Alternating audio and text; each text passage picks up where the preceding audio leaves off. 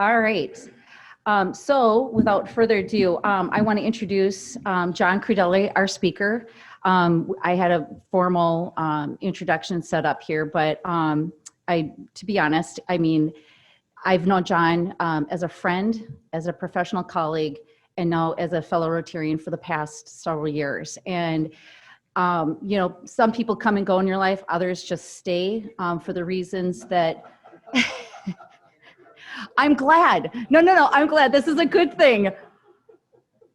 And asked for his help.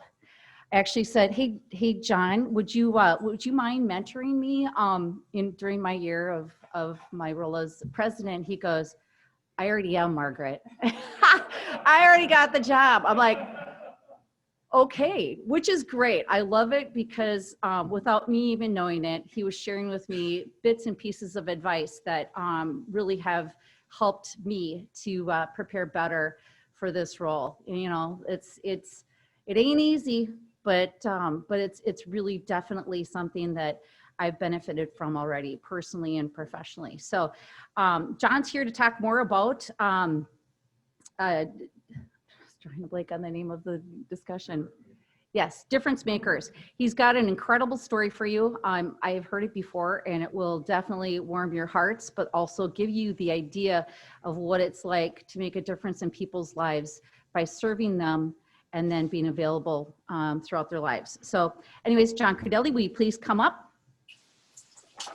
You say about the sunset, how you see the sunset is how you come to the sunset. What you see is what you see, and oftentimes if you had sunglasses on, you'd see less than the fullness of the light. But our beliefs and our limiting beliefs, whatever we might be holding true to ourselves, the fears, the concerns that we may have, you can see it as it starts to mobilize our country. And people leaning into fear, false evidence appearing real. The banquet is set. Yet how do people come to it? How will you choose to come to it? How will you choose to be present in it? As a difference maker, making a difference, choosing to be present, how will you come to the sunset? DeWitt Jones, the photographer for National Geographic, would say, hey, before I ever took a picture, because he'd get assignments like France. France is your assignment, and I want you to tell the story in 7 pictures. Go. So every time he's taking a picture, he's not just clicking pictures. This is back when you develop films. So you get to put 1,000 pictures on and pick out the 6 or 7 digitally, click, click, click, click, and hope for one. He said, what's the story? So when he came to something, the picture that you saw in National Geographic, was it just a picture that showed up in his camera, or was that a picture that showed up in his mind first? Where was the picture? It was in his mind. It was in his heart. He saw the picture of what was possible. He saw the impact ahead of time of who and what he wanted to impact, the story he wanted to tell. As we're listening about trees today with Bill and Andrew, as you're listening about what's happening here with Sherry, and I mean, when you're listening about the poinsettias and you're listening about the trees, and then you're hearing that they got a 2-year warranty. My car doesn't even have that. And you're saying, what's possible? They decided what was possible, and now when they communicate the story, it has energy, and we get into it because they decided to make a difference at a time to make a difference with people that make a difference because they wanted to be difference makers, but they decided to remove the sunglasses. How do you come to the sunset? Versus how does the sunset come to you? What you see is what you see. What do you see in your children? You know which child you have the hardest time with? It's the one that reminds you the most of what you haven't accepted in yourself. And if you could fix that child or change that child, you wouldn't have to face yourself. But if you could face that child, maybe you could love that child fully. Maybe you'd actually discover something about yourself. Remember the day that you discovered your mom and dad's voice was coming out of your mouth and you couldn't stop it? Remember the day that you discovered that you had become one of your parents and you married the other one? Which is great if they weren't nuts. But maybe that child in your life that you're having a hard time with would be God's gift to your growth, because there'd be nobody else on the planet that you could possibly love enough to face yourself for.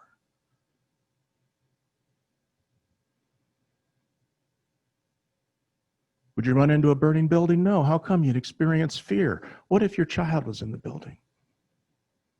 Would you run in? Who does Margaret post about the most? Kids and grandkids. You'd run in. What happened to the fear? It went away. Who are you no longer focused on? Yourself. Who are you focused on? The child. What's the bond? The relationship. What's the emotion? Love. Mom would say there's no greater love than the love of a child. You'd run into the building, the fear went away. So if you experience fear, it's an introduction to who are you focusing on. Shift the focus to service above self. Shift the focus to how can you give to others.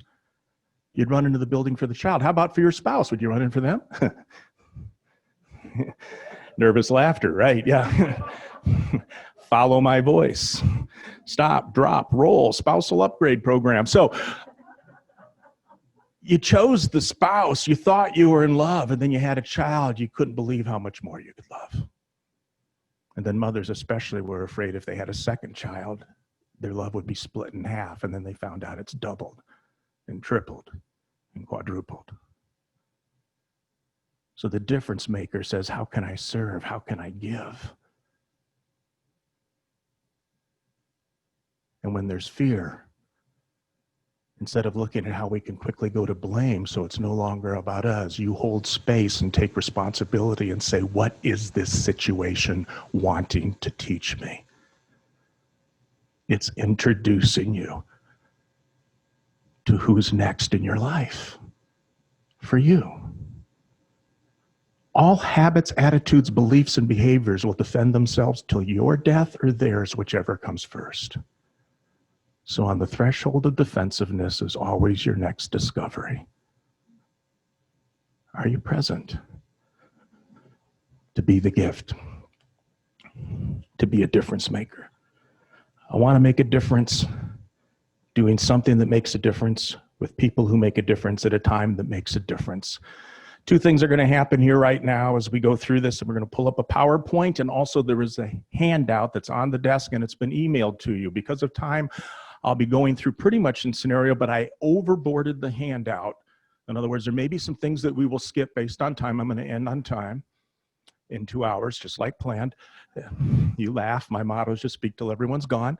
And so, but I'll be able to touch on some things, and there's no fill in the blank. It's done for you so that you can take it and study it if you wish, or you can pitch it. It's whatever you'd like to do. But you'll have that, and everyone on Zoom, this has been or will be emailed to you.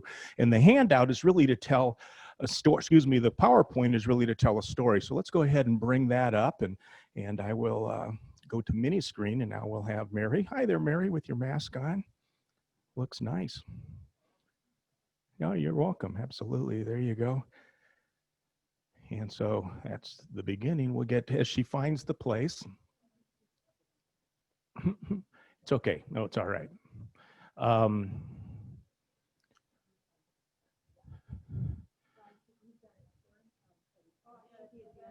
No, she's good. Yeah, she's going to get it. There she goes. When she clicks it once, then it's not advancing. There it goes. All right. We're calling audibles here. Thanks for that. Okay. So as I look at your club and I think about this month, I pulled a couple pictures off. You know, if you watch Tom and the governor line moving about, they're always, he makes it about them. Okay. So last year, this picture showed up on Facebook, and I had not, as a president, scheduled a polio event yet for our club. When I saw the picture, I called Tim Murphy and Tom. Tom said, call Tim Murphy. Tim Murphy connected me with Tim McCrone. So it was, and so we got those little End Polio Now pictures set up those to come to my club, and Tim was going to deliver it, and then his sister was killed. And Tim, until the night before, said, I think I can make it, I think I can make it. He says, nope, I need to fly out. And then the other Tim came in his place. And I didn't pull the picture off our website, but I swear the best picture from our club last year was us holding up these signs at the end of our meeting, because I saw it here first in my eyes and said, let's recreate it. We had them all laid out. We had the photographer set. Everything was ready. I'll email you the picture. This was how the sunset came to me. Are you open to see what's there? Is the people, and as you look at celebrating polio, the end of it, World Polio Day, the 24th, how will you come to that moment this month? Paul's a buddy that I met through Camp E. I don't know if this is the ethics luncheon, but I often, once you say yes to something, you do it until death do you part. In it's rodeo, yeah. Freudian slip, it is a rodeo to be a Rotarian. So at any rate, so I've been right up here emceeing each year, and that's been something that's been on my heart. And through that experience, it did lead to Camp Enterprise, which I've been a speaker at since one time. I think Tom Winninger couldn't speak. And so again, it's something that the Edina clubs are very involved with, and it's on your website. Here's Camp E, and I think I have 6 or 7 years of keynoted out there. And then on a personal note, 5960 sponsors Camp Ryla, and I've become the Sunday night speaker for 12 years because John's the guy that gets and helps everyone cry. And we bring it to a hug. It's a 2-hour event where at the end, people are coming up and hugging as young people share their stories. I'm a cutter. I was suicidal. I've been in a gang. My parents were, whatever it might be, and they come up and we have those connections. And then when they go back to the family group, what happens? It compresses time because trust grows in the stories. The biggest killer of kids is the family secret, and we're as sick as our secrets. Not that you need to share them all, but if you're not able to, you're not over it. It's just a story. Your stories are easy to tell. Your neighbors are telling them all the time. Gossip. So if it's hard for you, we haven't done the work. Whatever road it may mean to us, to the world, it will be known as the results it achieves. As people were being introduced in your announcements today, it's the results. Whenever the district governor line talks about a club, they highlight all the results and the projects of that club, of the people in that club. It's known and it's making a difference. Are you ready to make a difference in your community, in the community around the world? So 3 quotes for us to center around today. I want to make a difference doing something that makes a difference with people that make a difference at a time that makes a difference. John Maxwell in your handout. The most positive motivational force in the world, from a friend, David McNally, even eagles need a push. And a member of my club, so you have the cause. You have the cause, you have the desire to make a difference, you have a cause, the cause pulls you. The why determines the way, your purpose determines the path, your destination determines your decisions. Don't just see where your decisions will take you, see what your destination is, and then work backwards. Hey, here's where I want to be 5 years from now. Work backwards to what do the decisions I need to make now to take me there. As Margaret was preparing, Doug McElrath, he's on here. When he said, I'm going to Zoom, we were on the next morning, 90 minutes practicing. If you remember Karen Jacobson from Australia, we put that program together and we did a joint meeting. 107 people attended. But what you didn't know is how many times Doug and I practiced throwing the screen back to each other and making sure that the videos were backed up in case something didn't work at my end, it could work at his end, so that it looked easy. Because we practiced. It was amazing to have him as a wingman for that. And in our club, Carol Bauman, I love being a bridge. We need to keep asking what gives us the satisfaction to continue to do more. Service is about, we all live together. So how do we live together? A great quote for this season in our country. So let me use this metaphor. 53 days I've been in the Philippines working with a nonprofit called Risen Savior Missions, and 3 different mission trips to send Feed My Starving Children meals to the Philippines. 18 million meals, feeding 150,000 children a year. And on this side, we raise the money to ship the meals that you've packed. What's on the other side? Why would you do it? And when you see a bridge like this with those holes in it, would you cross it? You see, Rotary connects the world. That's the bridge. And it opens opportunities, which is on the other side. But could the opportunity be who you become in the process? Because when you look at the bridge, it's 50 feet off the ground, and you need to ask the question, why would you cross? The why determines the way. And there's Jerry, the founder of Risen Savior Missions. He says, John, you got to do this at least once. 15 years he's gone to the Philippines. He spent over a year there. Notice he put a bandage over his right hand just so that he wouldn't get tetanus. He wrapped a T-shirt around that, and he was turning back saying, watch out for the holes, John. Follow me. This is really fun. I've been on this. You need to do this once. The nuns and everyone else are going on the boat underneath us. They're getting over there that way. Except for one. So MM and her brother, they're going to be leaving. They've got the meals on their head that we're going to deliver to the village on the other side. And I get out on the bridge, and the kids are running past me with flip-flops on, and they just skip over those holes 50 feet off the water. You can kind of see them. They're not like really paying attention. They're just running. But see that they're flip-flops? And then you look down through the hole, and guess what? It gets personal. You look at any cause that's listed. You don't phone in being president.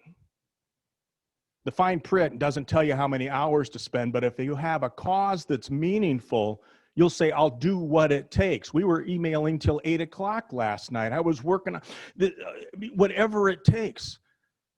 And you had Bill and Andrew, and you had Sherry and Tally.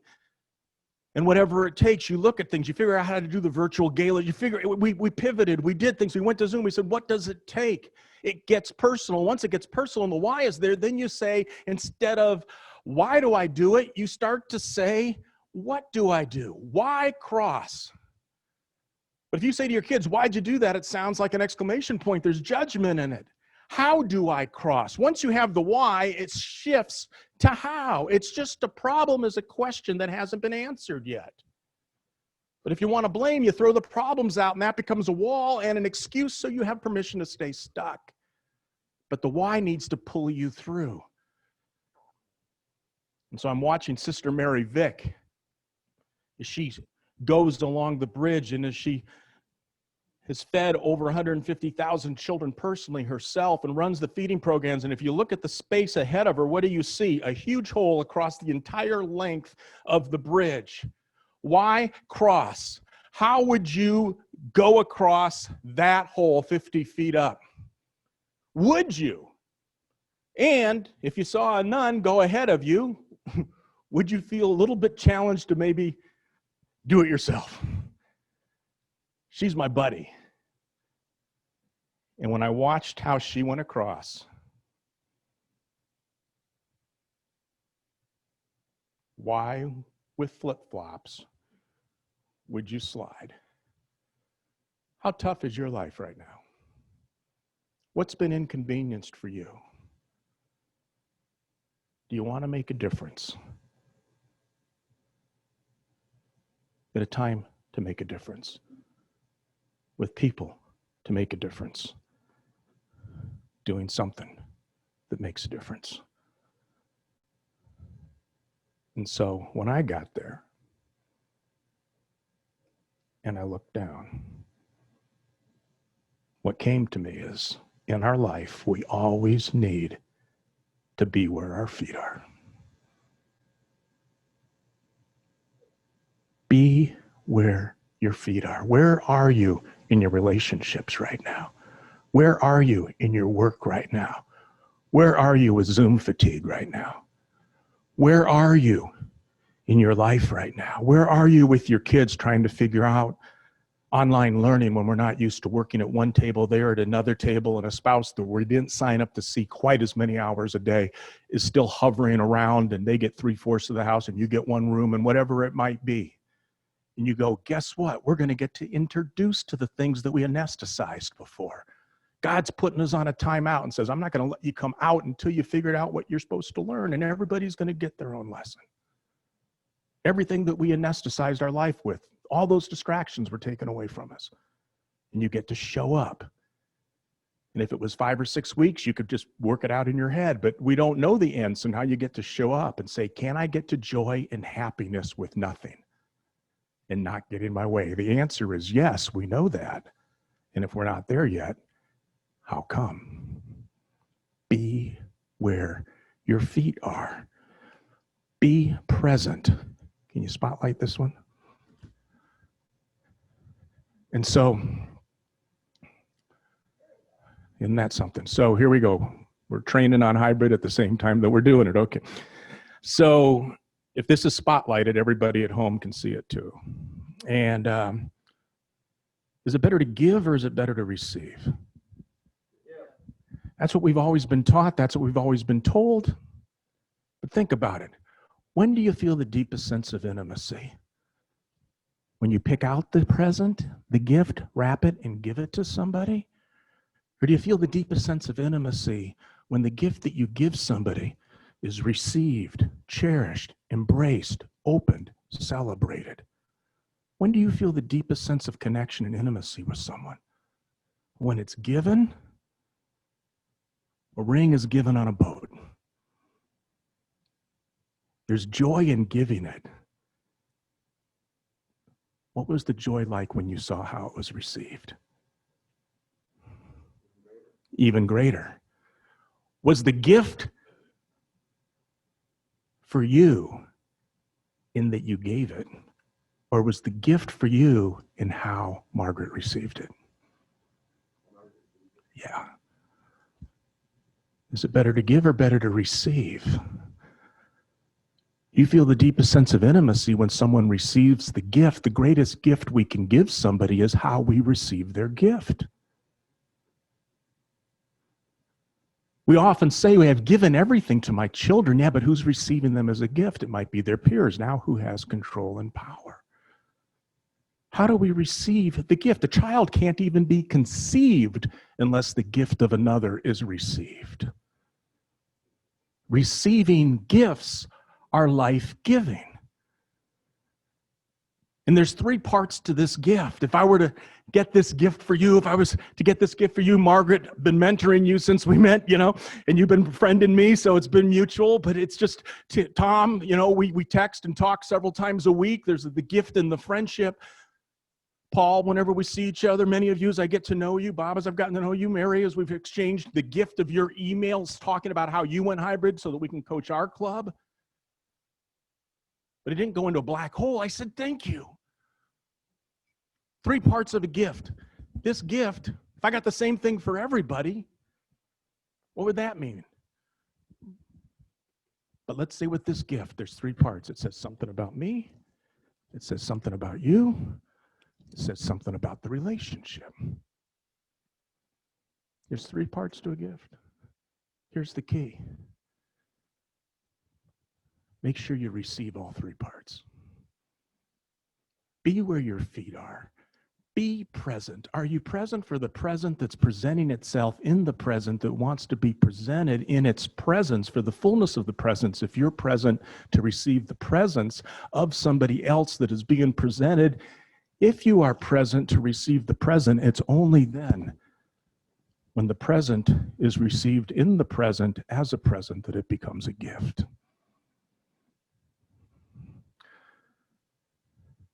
Are you present? Make sure to be where your feet are, with and for each other. Let's go back to the slides. We're going to get through the metaphor, I think. Here it comes, and then she's going to click it.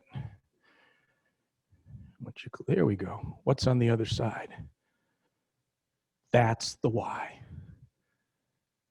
Because of who's on the other side, whatever is in the cause, let the pull of your future be greater than the tug of your past.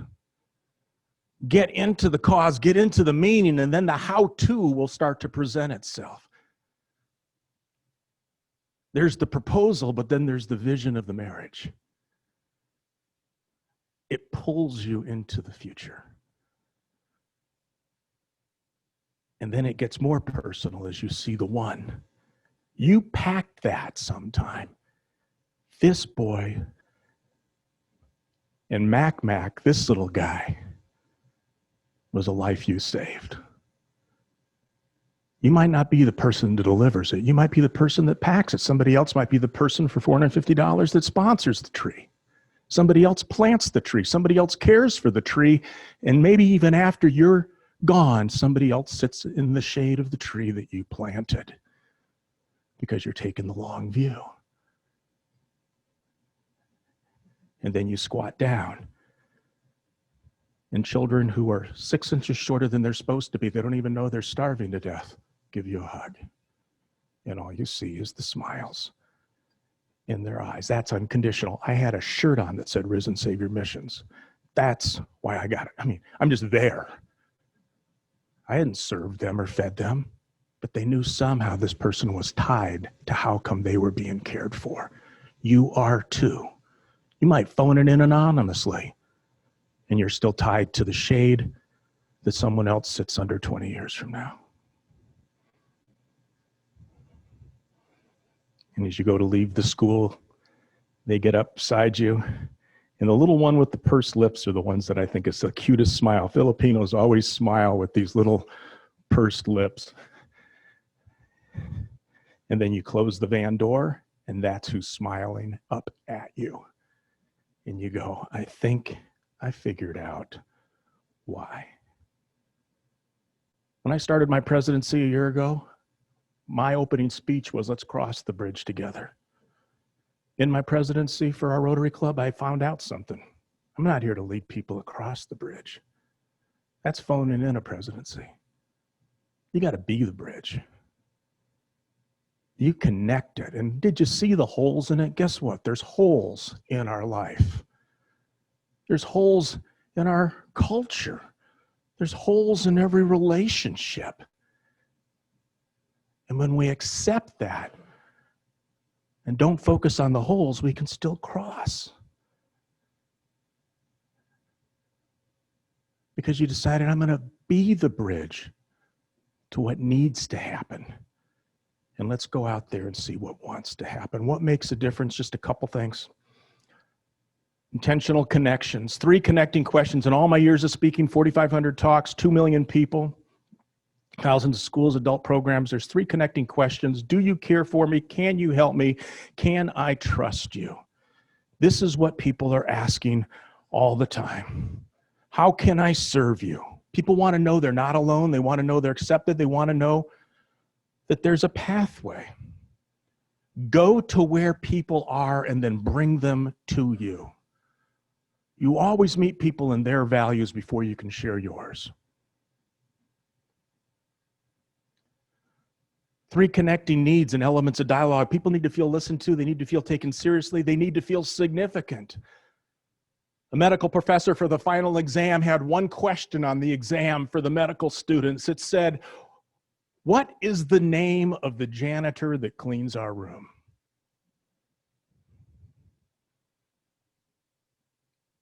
What is the name of the person that served you coffee? Who are you? What do you stand for? Who are they? The dignity of feeling listened to, feeling taken seriously, feeling significant. The key concept, connection begins when the other person feels valued. What can I do to increase my value for others is the question for ourselves. Build an action plan each day with habits to increase the value for others. We meet people not with our agenda, but what can we do to help somebody else take that first step? Words of good intention. Quickly, and these are on the handout, so I'll just show them to you. Good intention is desire, wish, someday, fantasy. Words of intentional living, action, purpose, today, strategy. But when you get to a life that matters, again, all this is in the handout. It's results, fulfillment every day. And if you look at it together, you want to move from the left to the right. Move from good intention. Maybe you circle and say, I hear myself saying someday, or hopefully, how can I move across to continually and follow through? A life that matters is going to be compounding all that they can in that column. With those words, with those beliefs, and you're going to give yourself grace on the way. And the circles of influence, just to touch on these next few slides in about 4 minutes. Intentional, accidental. Are we being intentional? Are we being accidental in our self, family, team, organization, community? Ask yourself this question: what is it like to be on the other side of me? What's it like to be on the other side of you in each of those circles of influence? The lead mirror. I put this in here because as I interact with Margaret on a one-on-one, and she did 3 or 4 coaching sessions and practices before her first hybrid, the core process is to call it, own it, respond, and execute. You got to know yourself to lead yourself. And if you are in leadership teams where you are with people who know themselves to lead themselves, and you have a similar language, then you can be more direct with them. Otherwise, we get into the Minnesota nice dance. And it looks like this. Where do you think we'd want to land? Low challenge and low support, or high support and high challenge? So if you're at low challenge and high support, you protect something. Culture of entitlement and entrust.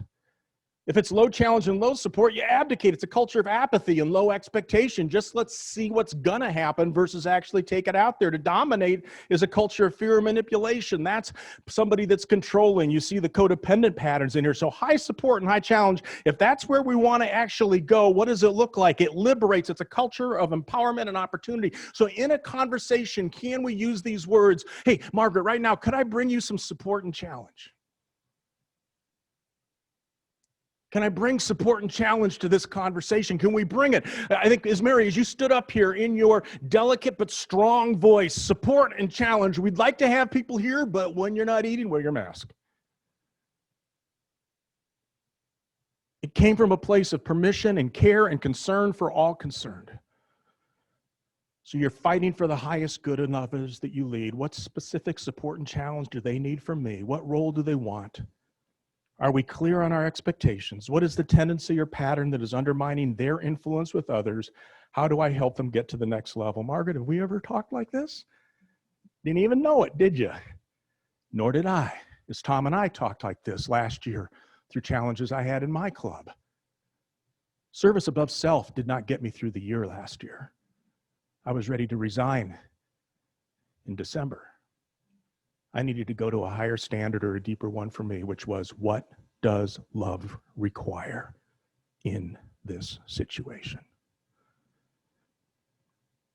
Let me leave you with this story. Greg Albrecht was in my club. He retired a year ago from our club. He's run 93 marathons, 200 triathlons, and I got through a silent auction coaching for running. He said, how much running have you done? I said, none. I believe people should run when they're being chased. Have you ever done a 5K? No. He said, I said, no. He said, well, then let's come up with a workout schedule over 6 to 8 weeks on how to prepare for your first 5K, of which Randy's run in Eden Prairie was coming up. And so at the beginning, it was walk a half a block, run a half block, walk a half a block, run a half block. And if anybody follows Paul Perez online, you can see how he's preparing for the half marathon. And so he gives me this, and then the night before, he calls and says, what time's the race tomorrow? I said, it's at 8 in the morning. He said, tell you what, I'm going to meet you there, and I'll run it with you. And I go, it's a 5K. And he says, easy peasy. He meets me. We stretch out. He goes, this is really big, John. This is your first one. I get to be here for your first one. I got to help you prepare for your first one. This is so neat to be with you. You run your own race. I'll look at the watch. I'll run with you. You just run your own race. I'm going to be right next to you the entire way, which he was. And as we cross the finish line, look at how he's breathing and look at how I'm breathing. Look at the time. You know what he's saying? Finish strong, finish strong, finish strong. Our race times came in a half a step apart because he was right in that position the entire way. Finish strong. You can do it. Think back. You did this when you held the seat when a child was learning to ride a bike. You do this when you walk somebody down the aisle. Or you receive them in a receiving line at a funeral. You're whispering, I'm with you. I receive you. Finish strong. So as different makers, who are you? You're the link. It connects the world. You're the link. It opens opportunities. Those doors are on the other side. You see, Rotary connects the world and opens opportunities. The connection is deepened by how we are present to both give and to receive each other. The gift is in the receiving in the moment. We are chartered to be a gift, to be the light that shines into the world, your community, and each other, to light the pathway to possibility and purpose, to be a bridge to the causes that matter most to you, to the community, and to the world. Be the bridge. Be where your feet are. Be present. You're difference makers. It's been a pleasure sharing with you. Thanks.